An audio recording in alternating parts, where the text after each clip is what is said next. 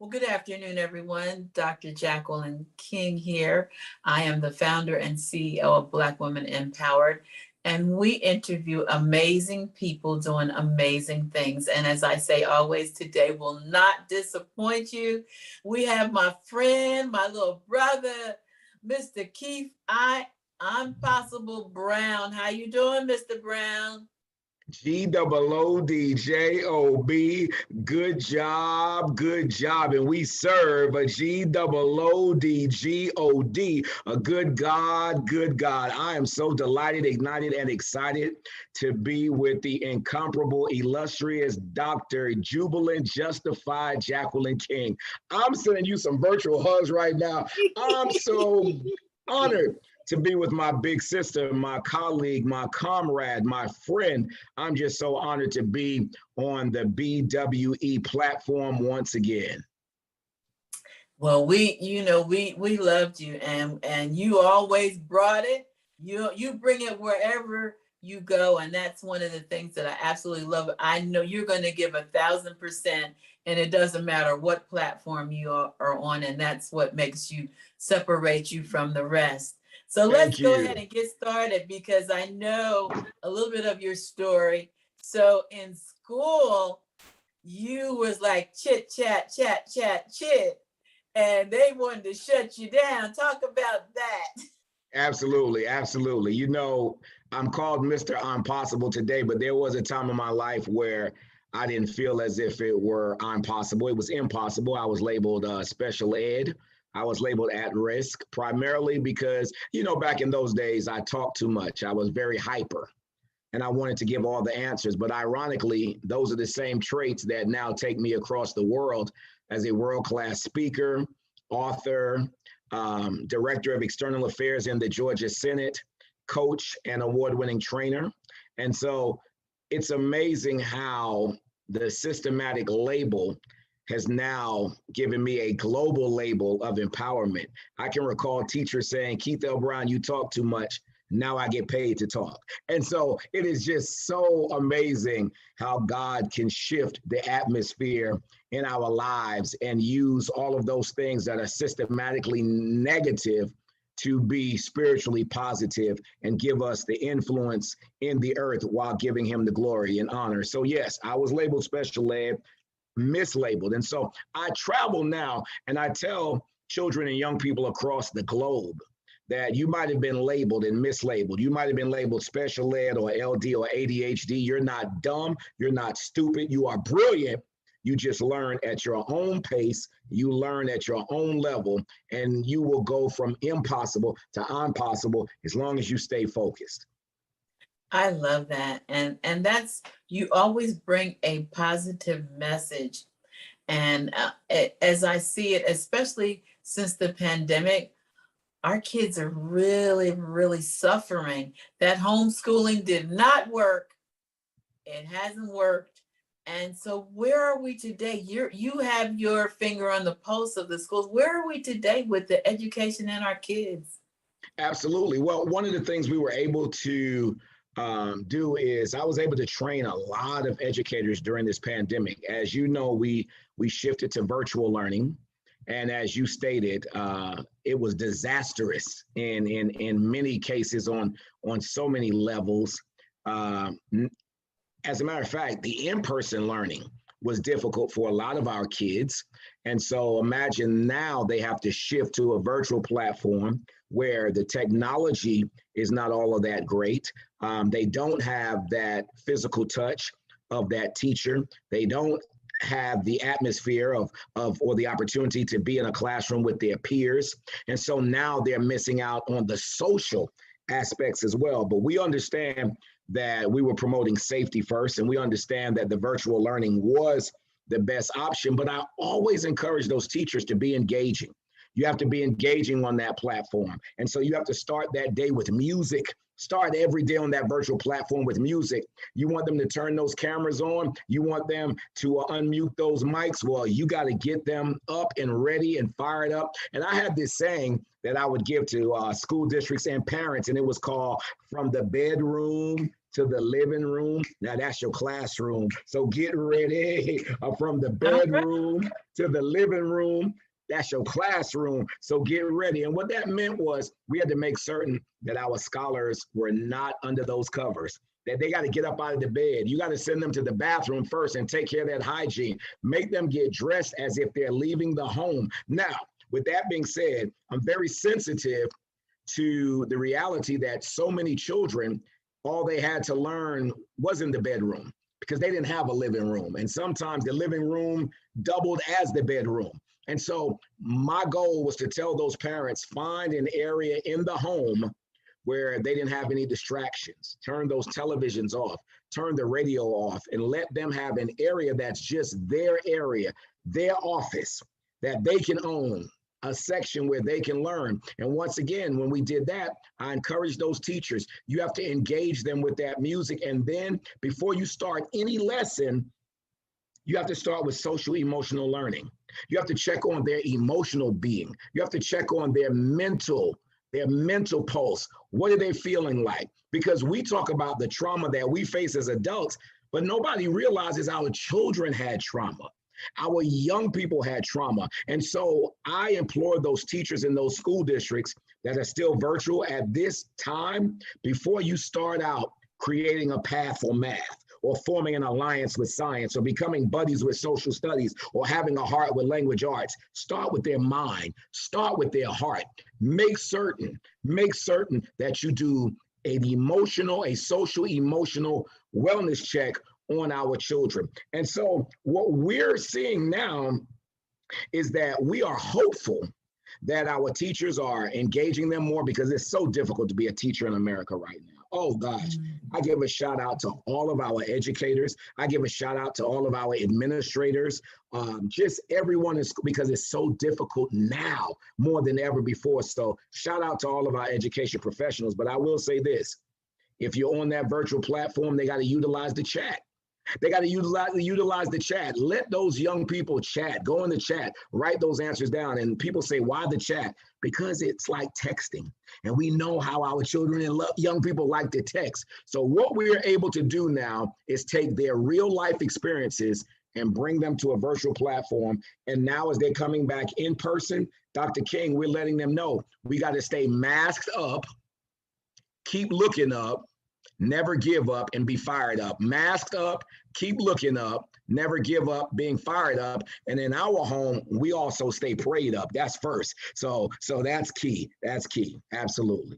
I love it. I love it.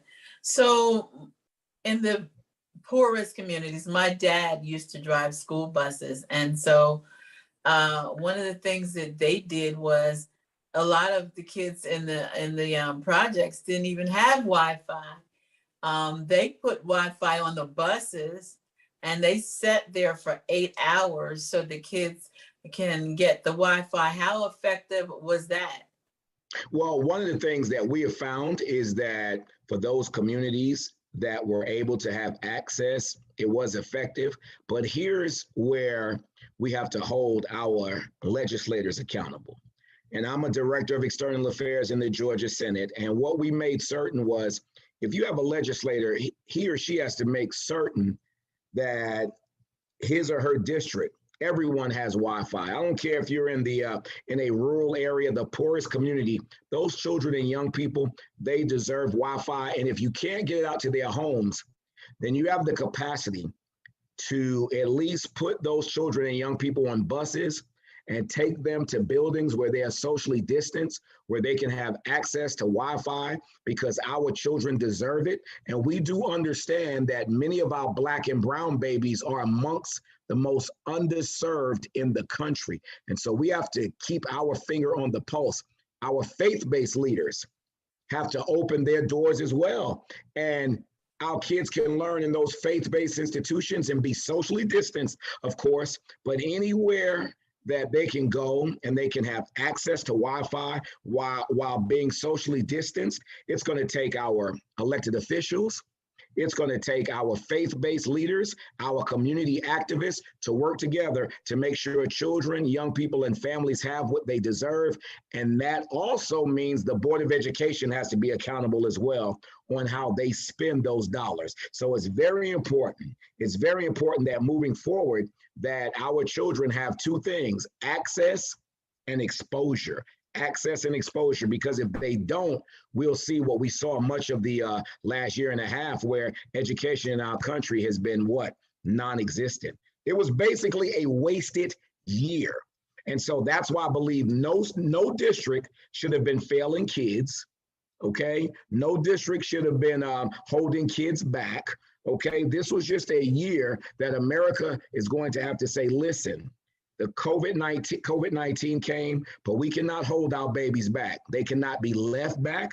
We're just going to have to do some remediation. We're going to have to do some remediation. We're going to have to bring them up to speed, but whatever it takes, Dr. King, to do that for all of our babies, not just those who are privileged, who live in those communities where they have access. All children deserve the right to learn, to have access, to grow, and have exposure. Because as we know, if they don't, then what's going to happen is they're going to live in a reality where they're going to turn to those other factors that are not so positive. And we do not want our babies in juvenile detention centers. We do not want our babies incarcerated. And so right now is when all of our elected officials and others have to step up to the plate to make certain our families have what they deserve. I think that is absolutely correct. I know that you are the master motivator, not just to kids, but that's your passion. Your passion is kids. How are you doing that now? Is everything virtual? Are you going into schools and they're coming on Zoom? How's that working out for you? Both. It's happening in both facets, in person as well as virtual learning. But I'll tell you, over the course of the last 3 weeks, Dr. King, I have uplifted thousands of children and young people in Michigan, in Wisconsin. We've been in Virginia, of course, here in Georgia. Next week, I'll be in New York. I will be speaking in September. Is this physically? Oh, this is in person. All of this I'm speaking about now, all of this has been in person. It's been socially distanced, okay? All right, it's been socially distanced, but of course it's in person. But I feel so good to be able to engage them in person again, Dr. King. It's been amazing. Like I said, Michigan, Wisconsin, Tennessee. Target just sponsored me for a huge back to school rally with African Heritage Inc. and Target in Wisconsin, where we had hundreds of families come out. They were socially distanced, giving away thousands of book bags and school supplies. And so guess what? We're back. And this is the reality. Even in my wife's school, where she's an elementary school principal, we have the plexiglass. And so, you know, each student, they have the plexiglass to protect them. They have the masks. They have all of that. We have the cleanliness going on, the hand sanitizers. They spray the building every other day. So we're all working. But here's the problem. The problem is not the kids. You still have adults out there who will not wear masks. And what's happening is that COVID is running rampant now because we see they're not wearing the masks. And so guess what? The cases are rising. But as I'm talking to those children and young people, guess what, Dr. King? They're comfortable with the masks. It's not them. They are comfortable. We know that children are the most resilient beings on the planet.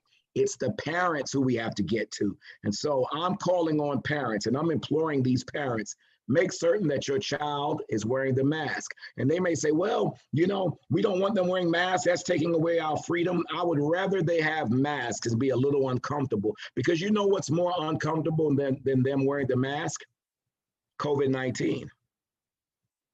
Contracting COVID-19 that's the most uncomfortable that they can be. So they may have a little discomfort, but like I said, from what I'm getting from the kids and young people, That's not the issue. The issue is with the parents. So I'm calling on all parents. Let's step up for our children and our young people. And it's a safety issue, Dr. King. I'm passionate about it because it's a safety issue. You don't know what those other children are bringing home from home with their own families. So we want to protect our children. We want to protect the teachers. We want to protect the paraprofessionals, the custodians, the transportation staff, the cafeteria staff, the district level, everyone. We want to protect them. So we got to get rid of this battle, this political battle, because to me, that's all it is. It's the people placing politics above the people. It's true. And my 4-year-old grandson, believe it or not, he's very comfortable wearing a mask. His parents got him into it. When they go out, he puts it on and they ain't got no problem. He's 4. Absolutely. And he knows he's a little, listen, and your 4-year-old grandson, by the way, he's a prospect, not a suspect. He's a genius and he can teach adults. And that's the thing. Our children can teach us. Our children can teach us, but they are resilient. They are adapting.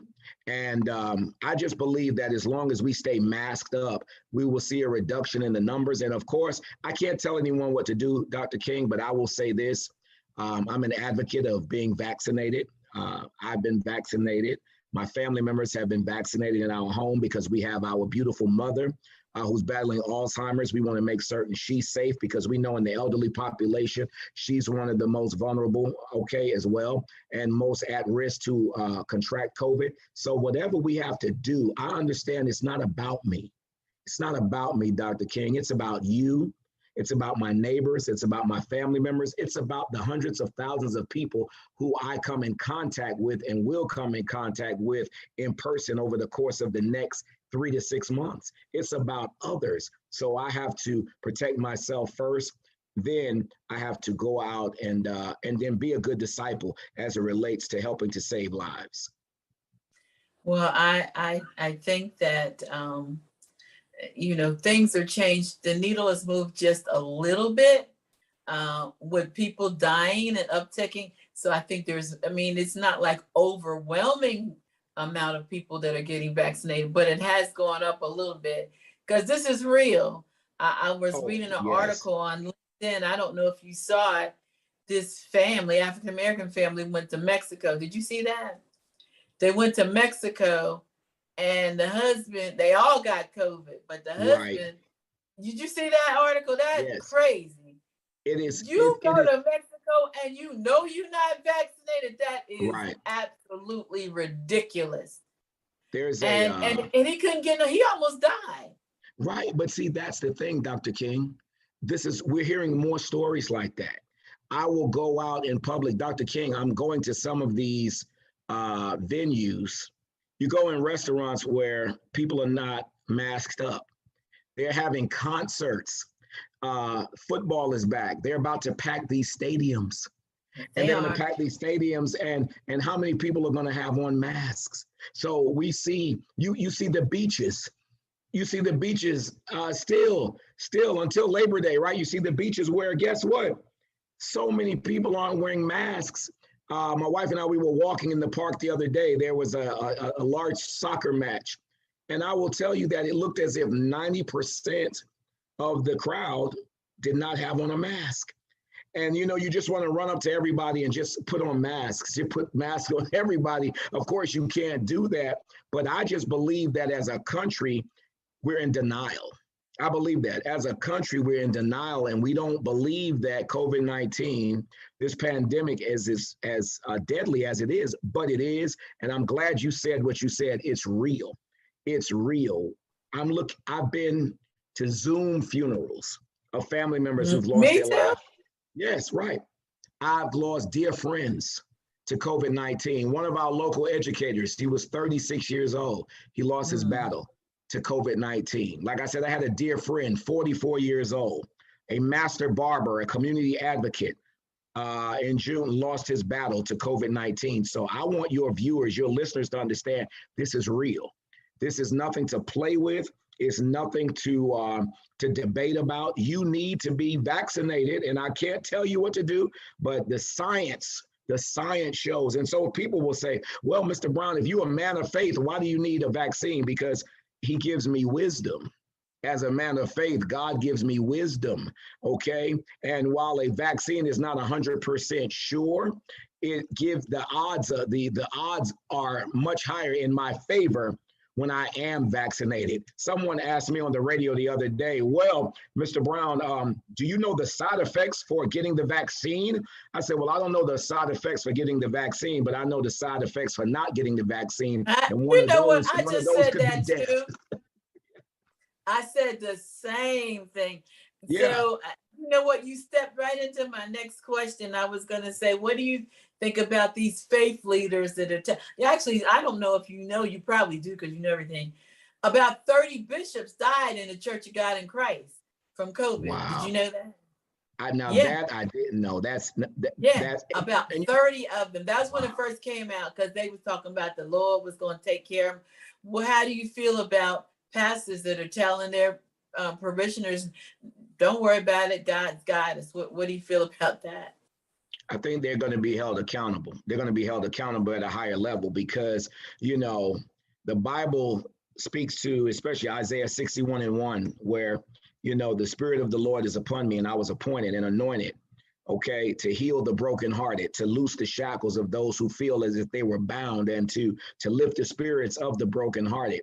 And if you're a pastor or a faith-based leader and you are telling your parishioners that they don't need to get vaccinated, that God will take care of them, I believe that they're going to be held accountable at a higher level because of the position that has been entrusted to them. The position that has been entrusted to them. I really, it disgusts me. That's the only word I can say, that it disgusts me that faith-based leaders would use their influence to put out such an irresponsible message. I will tell you, early on in May of 2020, I put out a video because there were faith-based leaders that were telling their members, if you don't physically come to church, then you don't have faith. Or if you don't physically come to the mosque or the temple, you don't have faith. And I put out there that if anyone tells you that, that's the leader of a non-profit organization. PROPHET. That's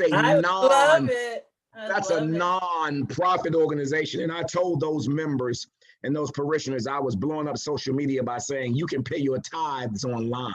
You can give offering online, but whatever you do not show up. They should all have a virtual platform that you can get on, and it's easy to get the virtual platform on today. So I'm going to say that to any faith-based leader out there who's now imploring their members not to get vaccinated, then you're going to be held accountable at a higher level than others because of the position that God entrusted you. And we listen to our faith-based leaders. So how dare how dare them put out such irresponsible messages? But I see a lot of that on YouTube. I see a lot of that on social media. But guess what? As members, we have to study to show ourselves approved, though, Dr. King. God has given us wisdom as well. He's given us discernment as well. And so I have the discernment to make my decisions to protect my family and to protect others as well. So I call it life-saving information, vaccination, education. We came up with that slogan with African Heritage Inc. that I work closely with, an advocacy organization in Northeast Wisconsin. And the acronym for LIVE, life-saving information, vaccination, education. Get the information to save your life, to get vaccinated so that you can have the education you need to move forward. And you know what scripture always comes to my mind? And this is my will perish from the lack of knowledge. It's not that the knowledge isn't there. The knowledge is available, but you're not taking it. So you're lacking it and you're dying. That sums it up, doesn't it? Listen, Dr. King, it really sums it up because so many people in the body of Christ are dying listening to leaders who are in the body of Christ. And so at that point, then I need to seek the voice of God. And I know there's something in all of us that says, listen, it's a crowd. I don't need to go in that crowd. There's something on the inside of all of us, Dr. King, that says, listen, touching that stove, that hot stove, is not a good move. Walking out in the middle of the street in traffic is not a good move. When you tell your parishioners that God is going to protect them so you don't need to be vaccinated, that's just like telling your parishioners to walk out in the middle of the street in heavy traffic, that don't worry about it because God is not going to allow any car to run you over. You know, God gives us free will. He gives us free will. And with that free will, we're going to have to use discernment, listen to the voice of God, and make decisions that are going to be beneficial for our family. Amen. Let's go back to let's go over to the legislator. You know, I love to hear about that. You know, I'm a political junkie. Yes, that's my thing. Yes. So you are the man over there. What about this climate, man? It's just like, it's hard to stay upbeat with this crazy foolishness that's going on. Talk about it. Oh, yeah. Let me tell you, one of the main things we have to understand is, and even with COVID-19, is political. You see, for example, you have the governor of Florida. I'm not going to even call his name, but you have the governor of Florida that's threatening educational leaders that if they come up with mask mandates, now the Florida legislature is, the governor is threatening to withhold pay, okay, from administrators. That, I mean, once again, a sad state of affairs. You also have, in the midst of a pandemic called COVID-19, Dr. King, let us not forget the pandemic called voter suppression. We are still facing the pandemic of voter suppression, where the lines are being redrawn right now while we're focused on the pandemic. The midterm elections will be coming soon. So I'm telling everyone, get ready, because we only think that you have to vote during a presidential season. No, right. The midterm elections are even more important. Voting for your local leaders, your city council members, your county commissioners, your school board, those are the most important elections. And so right now, we're just facing those battles right now for voter suppression and so many other battles that are being faced. And then, listen, I want to go back, if I may, to January 6th. When we had the insurrection. Oh, no mercy. Yes. And I wrote this book called Talk is Expensive, Communicating Effectively to Expand Your Impact, Influence, and Income. And, you know, people always say, no, Mr. Impossible, talk is cheap. I said, no, talk is expensive. And the one example that I can give them is there was a man on January the 6th, whose name I won't call, and he stood at a podium and he told hundreds of his followers and his misguided supporters to go to the Capitol and to fight like HE double hockey sticks. And he told them to be disorderly and to go fight, and they did it. And hundreds of them stormed the Capitol.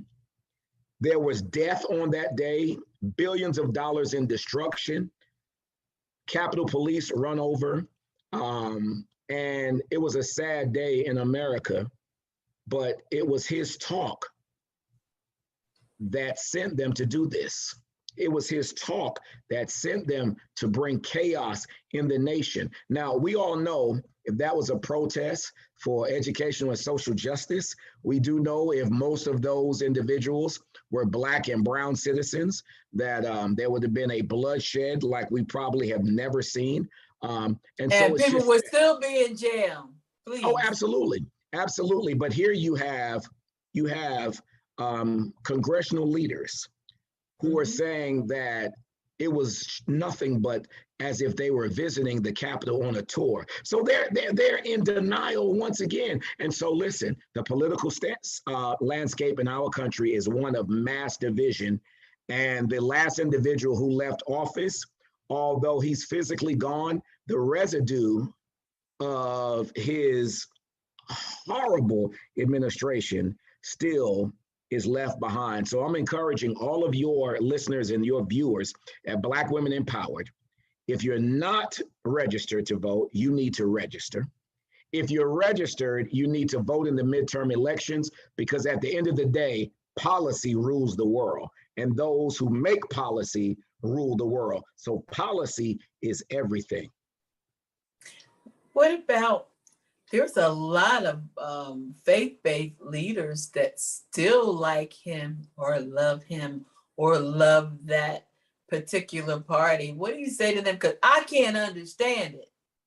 Well, I understand that I understand it. They are so misguided. And here's the thing. If you support his administration and you use excuses like, well, he gets things done for African Americans, for example. But here's the problem. If you're a faith-based leader, much of what you preach and teach deals with the moral compass of an individual. It deals with the ethical compass of an individual. Here was a man who we know had no morals.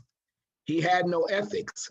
And so you're in direct contradiction to the message that you preach every Sunday. You're in direct contradiction to the messages that you teach every Sunday. And so if you follow such an individual, how can you tell those who follow you to be morally upright and ethically upright when you support a man who exhibits no character, no morals, and no ethics, all in the name of he does things for our people? Totally misguided. So I would call that hypocritical, Dr. King. Well, the only connection that I've always heard, and this is the craziest thing, they're against abortion. But listen to this. You're against abortion, which is killing a baby, of course, killing a baby. Right. But they can kill all those other people. You can let people die from hunger. You can, all beat them in the streets. All death is death. It don't matter whether you're killing a baby or you're sending them to jail for smoking a joint and they dying there. Whatever. Death is death. It's called selective amnesia, and it's also called what we call choice politics. You choose what you want to advocate for, and so police brutality at an all-time high as it relates to the killing of unarmed Black men and women and children, aka Tamir Rice, Cleveland, Ohio, and children in America.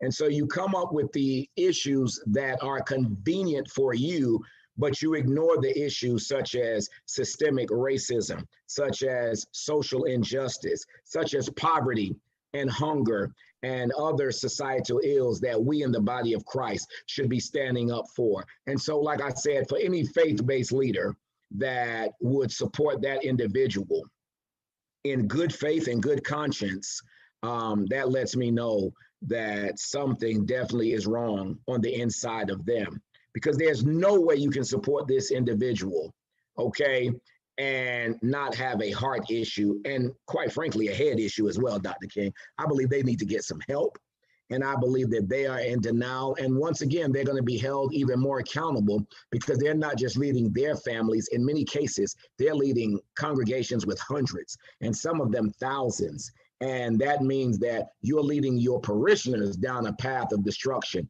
and you will be held accountable for that. All right, I'm going to ask one more political question, then we're going to shift again. Vice President Kamala Harris, I haven't quite figured out what her role is here. I know we're glad to have a black vice president, but I don't really see what she's doing. Can you help me out? help a sister out. Help a sister out. Well, Dr. King, I'm just going to say, since we're still early in the Biden administration, we're early in the Biden administration. I am just hoping that some things will pivot. Let me say that some things will pivot and that she will have more of a role. I guess a lot of her role now is dealing with foreign policy or what have you, but definitely, I do want to see, I want to see a more definitive role for our vice president, other than just the fact that she is a Black woman in office, because that was wonderful up until the inauguration, right?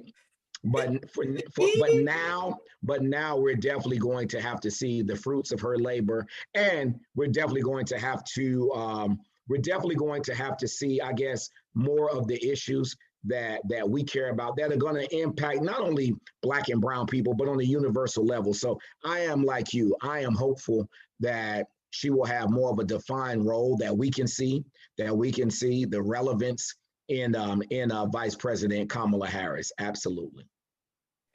Yeah, I'm hoping so. I'm hoping she just didn't get there because she was a Black woman. She's a smart Black woman, and Oh, I'm be brilliant. honest. Yeah, she listen. I'm a little disappointed so I far. The understand. only thing I've seen was she had was the kids over at the border. I ain't really seen nothing. Right. Yeah. I So, just I and keep it real. So keep it real, Dr. King. And like I said, I'm hoping that, it's still early in the administration.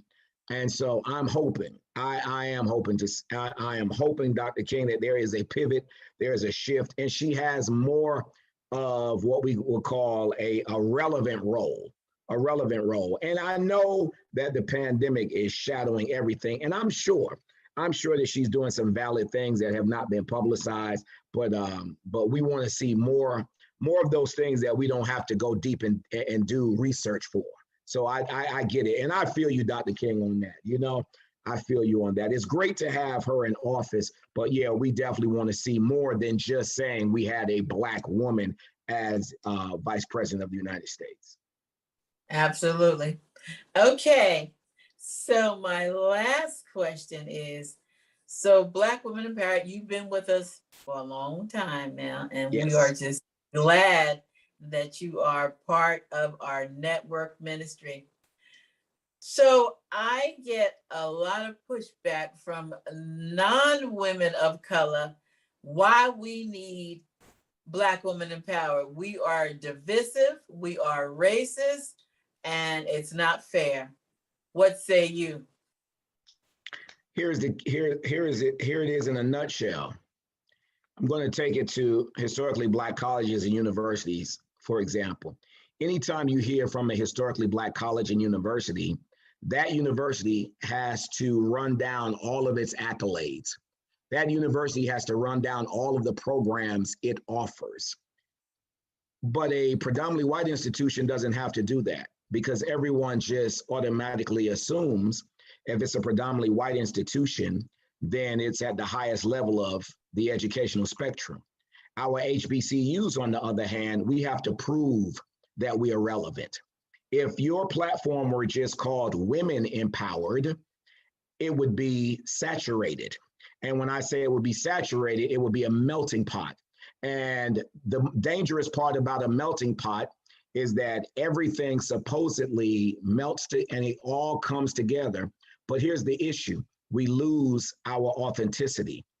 We lose our identity. So I would prefer that we be a salad bowl, because personally, I love the taste of my cucumbers. I love the taste of my tomatoes. I love the taste of for example, my banana peppers. And so I would say to those who criticize Black Women Empowered for having a platform and saying that it's divisive and it's racist, it's none of the above. Black women are still minimized and marginalized, not only nationally, but in many instances globally, but definitely nationally. And so what Dr. Jubilant Justified Jacqueline King has done is she's created a safe place where Black women, brown women, white women, Asian women, Latino women, Native American women can all come and they can worship and they can praise and they can inspire and they can empower each other under the umbrella of Black Women Empowered. But it doesn't mean that you have to be Black to be on the platform. Just as if you go to a historically Black college and university, there are many white students who go to those institutions, and guess what? Guess what? It does not minimize their identity. But no one ever asks the Notre Dames of the world, the Catholic schools, to change their names. No one ever asks those of the Jewish faith and Yeshiva University to change their names. No one ever asks the Asian community to get rid of Chinatown or to get rid of the Asian communities. It is only when you have those platforms such as Black Women Empowered that we get the pushback and the criticism. No, Black Women Empowered is the name, it is the brand, but all are welcome. Because one thing about the Black Women Empowered, one thing about even the term Black, it is a universal term. And so for so many centuries in America, Black has been associated with that which is negative. Black sheep of the family, okay? Black market. All of those terms have been negative, but Dr. Jubilant Justified Jacqueline King has brought a platform of women of all races under Black Women Empowered, something that is positive. And so I say, Dr. King, don't ever change the brand, don't ever change the platform, because all you have been spreading is positivity. All you have been spreading is inspiration and empowerment. And one word that people are afraid of, you have been spreading liberation, the freedom of thought. The freedom of thought. And so Black Women Empowered is not racist, it's not divisive, it is definitely universal, but that's the name. And those who don't approve of the name, then you can go to another platform. Oh, gosh. It sounded like it was coming out my mouth. Honestly, I'm serious, because that's what I've been saying. I had a woman this morning. I don't know if I've been going live. You know, you go live on LinkedIn. I'm gonna get you on LinkedIn too. We can go live on LinkedIn now. Excellent. And Excellent. I went live this morning, and so I addressed that. I said, so for all of you people that come on the platform and saying that we're racist and we're that, I said, we've always embraced all women. I said, but make no mistake about it, the name is never going to change. Yes. If you're not comfortable, then you don't have to follow us. But if you are, they ask, could they join the membership? Yeah, you can join the membership. But guess what? We're going to be focusing on Black and brown women. If you're Absolutely comfortable with that, then come on in and get your daily dose or whatever it is you want. But we're not changing for anyone. And there was one white woman that said, thank you for being inclusive. We've always been inclusive. Have we ever said white women couldn't come? Absolutely Never. Not. But here's the thing. Jesus said, the least of these. The least of these. And in America, Black and brown women have been the least of these. And we deserve a platform where Black and brown women can come and be celebrated. I would say to any of my white friends out there, and when they say, well, why do you need the Black women empowered? We don't have white women empowered. Oh, no, we don't have to. Because historically, white women have always been empowered in America. White women have always been inspired in America. White women have always been put on a pedestal in America. It's always been that way. And it wasn't, and it's been overt, not covert, it's been overt, it's been out there. It's always been that way, whether you're talking about in media, whether you're talking about in education, whatever you're talking about, whether you're talking about the entertainment industry, whatever you're talking about, white women have always been the standard, even when you're talking about affirmative action. When you think about those who benefited from affirmative action the most in this country, the data shows white women have benefited from affirmative action more than anyone else in America. Absolutely. So Black women empowered now, Black women empowered always, focusing on Black and brown women, but definitely inclusive for all women who also want to uplift their Black and brown sisters. All right. I love that. Mr. Brown, you are absolutely the best. I mean, I'm so excited about this. I'm excited that our followers are going to see this. They're going to feel so rejuvenated once they hear you. That's what you do. You have that effect on everybody. We're going to do some other stuff. I know you got a busy schedule, but we're going to do some stuff. Well, I'm going to pull you right on in there. I'm looking forward to the collaboration. I'm looking forward to the education, the elevation, the inspiration, the motivation, the transformation, the restoration. But I want your viewers to also know it's really about the implementation. It's about the implementation. So if you are seeing the value in Black women empowered, and Black women empowered has been a blessing to your life, then I'm going to say this, and Dr. King, you and I did not discuss this. I'm just going to say this as I would on any platform that gives as much as Black Women Empowered gives. I would say to those women who have been benefiting in every area of their lives, then sow a seed into Black Women Empowered. When you sow financial seeds into Black Women Empowered, then Dr. King and her trailblazing team are able to bring you mass programming and master facilitators and master teachers and so much access. It takes finances to run any platform effectively. And so that's a part of the implementation. Don't just pray for Dr. King, sow some seeds into Black Women Empowered. We sow seeds into those entities that don't even give our lives any value.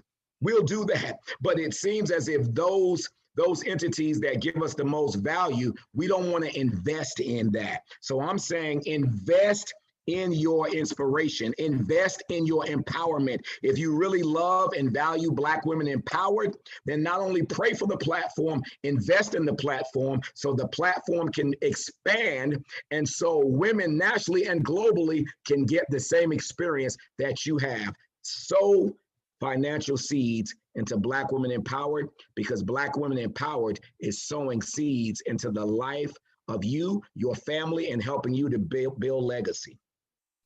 Wow, that was awesome. I didn't see that coming. But since you brought it up, you can sow on our website, blackwomenempowered.org. You can click right on there and give right there. You can sow by joining our membership. We are building our own platform, blackwomenempowered.net. You can join the sisterhood. It's powerful and it's only going to get better. Mr. Brown, you are so amazing. I just love you to life. I do. And you know, we don't spend enough time together because you're busy, I'm busy, but we're gonna make sure we touch base, do a little better. Absolutely. Listen, we're definitely going to do that. Dr. King, may I give my social media to your viewers if possible?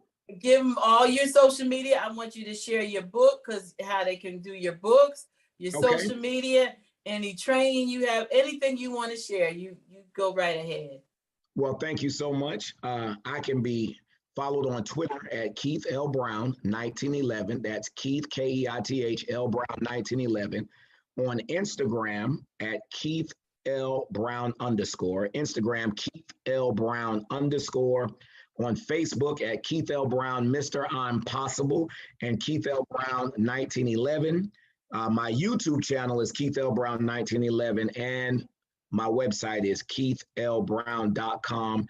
And the name of the new book is Talk is Expensive. You know, Dr. King, I was looking around and I just couldn't find the book? Yeah, I could not find a copy, but listen, talk is expensive. Communicating effectively to expand your impact, your influence, and your income. People say actions speak louder than words, but it's the words that move people to action. And you think back to the beginning of time when God said, in the beginning was the word. Okay, in the beginning was the word, and the word was God, and the word was with God. So talk is expensive. So definitely follow me. Continue to follow Black Women Empowered. I highly endorse this platform because I've directly and indirectly seen how Black Women Empowered has grown to help so many women live professional and productive excellence, professional and personal excellence. And that is as a result of Black Women Empowered. So to all of you, listen, all of your listeners and viewers, y'all stay masked up, y'all stay prayed up, keep looking up, never give up, and stay fired up. That's going from impossible to I'm possible. Yes. So I'm going to put you on the spot real quick. Would you do a master class on that book? Yes. Look, that's what I want. I want you to do a master class on that book. I would love to do a master class. As a matter of fact, we're already doing that.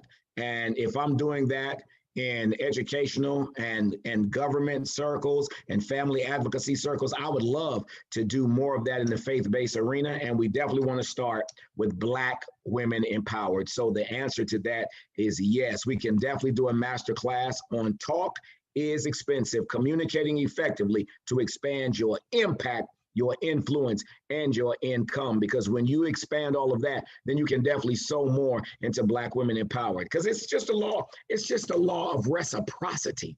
The law of reciprocity is you give to that which gives to you. When you are receiving all of this empowerment, all of this inspiration, then you should be sowing seeds, which is going to help this platform grow, but it will also show where your heart is as well. Well, you heard it here. He said he was going to do it, so he can't get out now because it is going out in the atmosphere all over the world. Yes. You, Black Women Empowered members have something to look forward to. If you haven't joined, you need to join blackwomanempowered.net. Mr. Brown will have a master class on that. Thank you, Mr. Brown. You know I love you, love you, love you. We want to thank everybody that tuned in today. And until the next time, God bless you. You know that I love you and there's nothing you can do about it.